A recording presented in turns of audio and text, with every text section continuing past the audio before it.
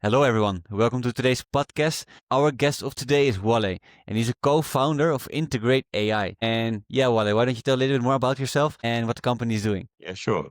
Hi, Joey, and hi, everyone. Thank you very much for having the opportunity to speak with you this evening. My name is Wale Ajayi, and as Joey mentioned, I'm the co-founder of Integr8 AI Human Technologies. And as an organization, we help mid-market organizations and the leadership within those organizations move from the scenario where they're asking, we want to do something with AI, but we're not quite sure how, right the way through to a validated operational pilot within 90 days. And one of the key aspects of the approach that we take is that we really believe that governance should be part of that process really from day one. Okay, so it should be, an inherent part of that whole development process. And I think one of the benefits really to organizations is that it then provides, the decision makers within the organization with that evidence shield to be able to review AI projects in almost like through the lens of, the budget and also the risk as well. So it helps them to make those decisions and move forward with an element of confidence that the program itself will be constrained by budget and also, with a minimal risk to the organization. Yeah, I like what you're saying, and especially nowadays where there's just like so much noise going on with AI. Usually, like those companies, they have the dilemma like either you're gonna take on AI or you're gonna miss out because your competitors will do for sure. But at the same time, if you try to like implement AI as a because of FOMO, fear of missing out, there's this risk that you end up with a lot of like bullshit, so to say, which you don't really need, right, for your company. Exactly. And that's, one of the key aspects that we try and address. I think we see that, with the organizations that we work with, a lot of organizations who are at that stage where they're thinking, we need to do something with AI, but we just don't know how to.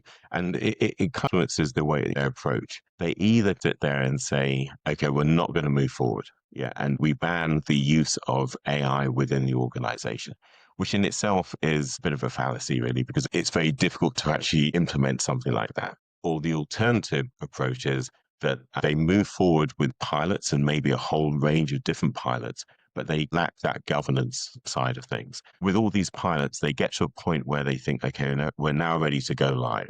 And that's when they then start to face almost like what we call the governance wall. This is where maybe legal or maybe procurement or maybe, someone within IT then says, hold on a minute, you can't move forward. Have you done all these various checks? Have you done these various balances? How do you get the return on the investment in terms of going forward and going live with this AI solution is actually going to give us a real business benefit? And of course, it's almost like too late to be asking those questions at that point. Yeah. And this is where we believe that governance check and all of that governance approach needs to be at the very beginning of that process, rather than it being a hurdle that you got to cross at the very end. It's got to be part, almost like the start at the starting block. It should really be at the very beginning and Very nice. embedded within all the decisions. I like what you're saying. So what you're saying, like with the governance, like included from the beginning, you have this whole foundation from the get-go, right? Because if you're started like, it's actually like you can compare it with like building a house, right? You're kind of on top of a house, but then like once you're on top of the house, it's almost finished. You're like, fuck, like we didn't finish the beginning part yet. Got to start building again. What you were saying. Exactly. That's the thing. And I think what we see with, AI solutions as well is that, the people aspect is a key part of what is being delivered. We're talking with, about people in terms of their usage of this technology, but also in terms of, in a lot of cases, the fears and concerns about the use of these technologies as well. So we need to make sure that at all stages that they are part of that process and that they understand the implications, both internally within the organization, but also externally as well. So if you're talking with the customers or partner organizations, they understand that the data that they are feeding you and maybe that you're using within your AI solution is being handled responsibly and in a safe manner as well. Very nice. And what are some of the ways how you guys are acquiring new customers at the moment? Well, one of the things that we do is, I think like a lot of organizations, it's through contacts and, our network to start off with. And that's really how we started initially. But also we're actually targeting reach outs as well. So we've identified the types of people within the organization that we're looking for. And the people that we normally sell to will be senior leadership within an organization. We like to kind of start from the top down. So in some cases, we start at the board level and just educate them around the need for good hygiene and a structured approach to AI, because even at that board level, people are saying, okay, well, what are we doing in that space? And they may not have the answer, so they're pushing that question down within the organization. But we feel that for them to be able to ask those questions, they they really need to know what questions to be asking. Yeah. And they need to know, okay, right. If someone comes to us with an AI project or an AI initiative, what checks and balances, what questions do we need to ask them to make sure that they really thought this through? And that includes, things which are related, to governance and making sure around the return on the investment, for example. So we generally start at the top of the organization, whether it be a board level or, senior leaders within a department. And we start at that level, and then we work down really from there. Yeah, and I like how you're saying it by like asking those people the right questions, right? Like actually like first building that awareness. So people start to realize like, hey, we need to do something about it. But then also through asking the right questions, like people start to realize like, hey, maybe there is something missing, right?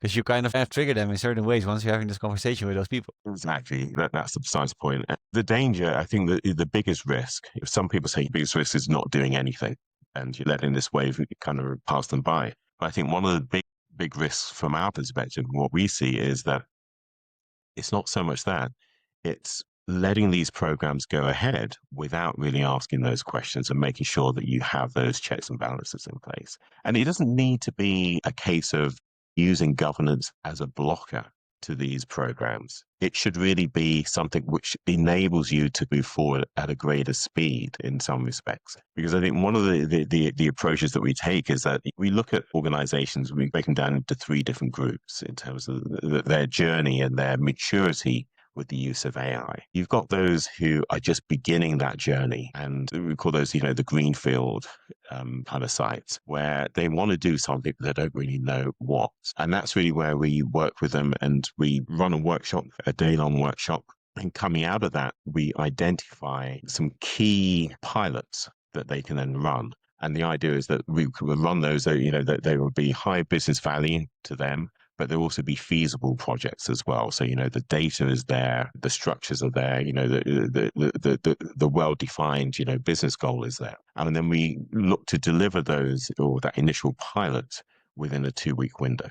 So almost like the second phase, which is, the sprint phase, where you've got organizations who maybe they've already started to toy with AI, and they started to implement some of these programs, but they're not seeing any return on investment. They're not seeing, or they're having some challenges with adoption in the organization. And that's where we come in and help them to move those programs on a little bit further. So that's the second phase.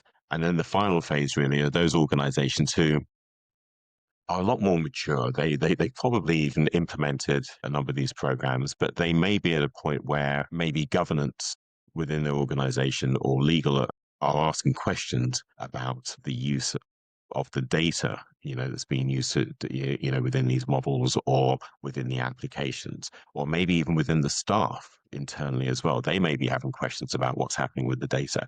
And at that point, that's really where we come in and maybe provide a much more detailed view of governance and making sure they've got all of the appropriate documentation in place to help them to answer those questions, and also the accountability as well within the organization. Who's really accountable for the data and for the systems, so that when someone comes along and asks those questions, they're able to answer them. Yeah, I like what you're saying. So it's not only like people who don't even, like companies who don't even know about AI, but even like very successful companies who already implemented AI, right? Because there's always room for improvement. And usually, especially if you have a very successful business, like the smallest gaps like can make that huge difference, because we know what we know, but there's also this rule: we don't know what we don't know. Right? Exactly. Yeah. And have you watched like Lord of the Rings in the past? I have, yes. And do you remember like the magic guy, the guy with the gray beard, Gandalf? Oh, Gandalf, yeah.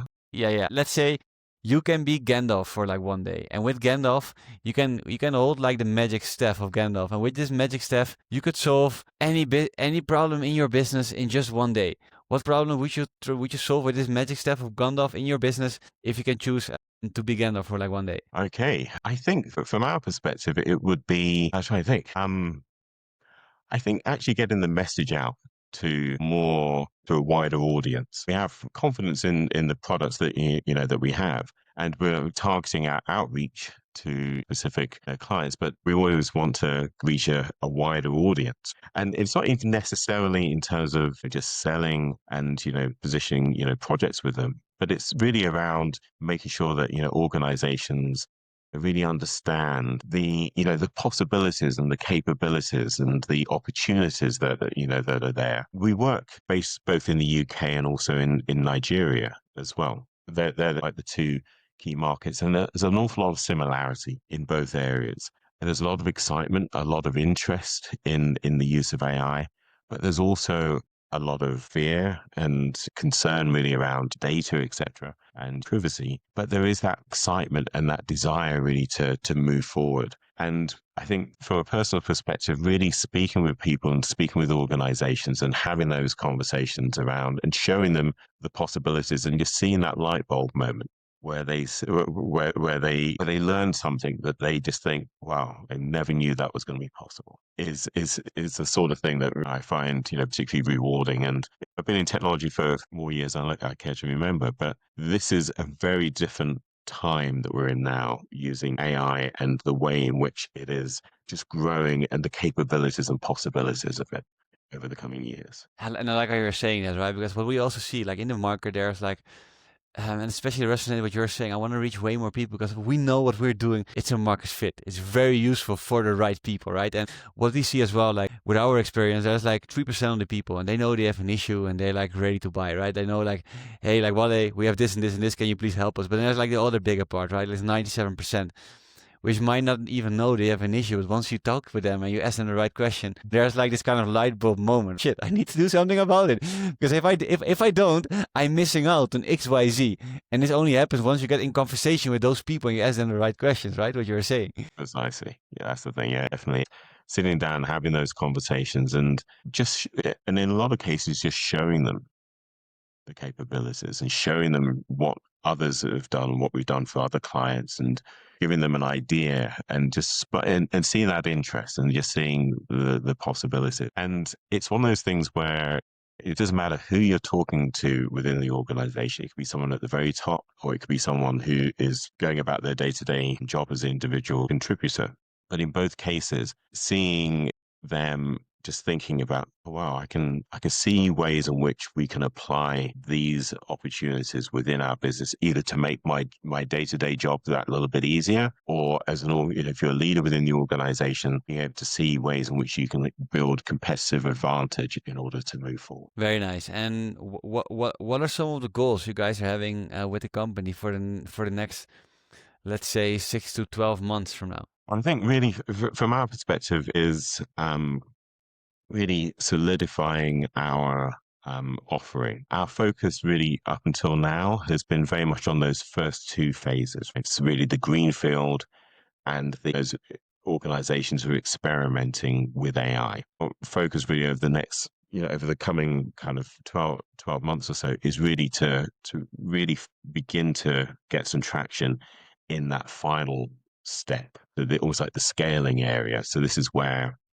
working with those organizations who are already very much down that path, and they already have solutions. They have an understanding of AI, but are now looking really to really solidify that and make sure they've got all the ground, all the necessary scaffolding in place. And part of the reason for that is that as regulation starts to develop and becomes more embedded within organizations, and organizations need to kind of adhere to more regulation, then I think it becomes increasingly important that they have that guidance and the ability to afford in those areas. And we're in a position to support them, to enable them to do.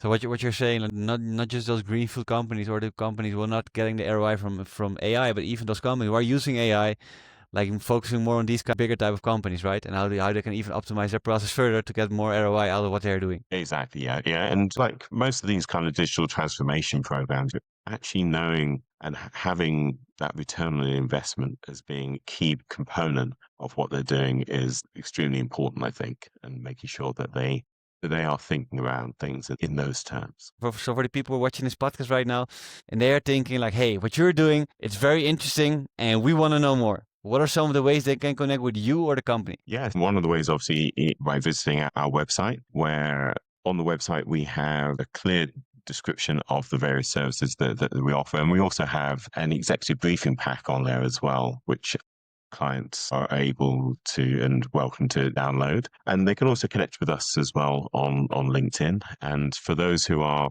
local to us here in the UK, and I'm based down in the Surrey area, also possible to connect, through the local Chamber of Commerce as well. I'm a member of the Hampshire Chamber of Commerce, so feel free to connect with me through there as well. Very nice. Wale, thanks so much for being on the podcast, sharing your value, sharing what makes you guys unique, but also from your own personal learning experience. And for the people who are watching this podcast, I'm going to make sure to put a description of Wale and the company down below so you can easily find it. For everyone who's watching this podcast, thanks for tuning in and see you all in the next episode. Thank you, Wale. Okay, thank you very much, Jerry. Thank you.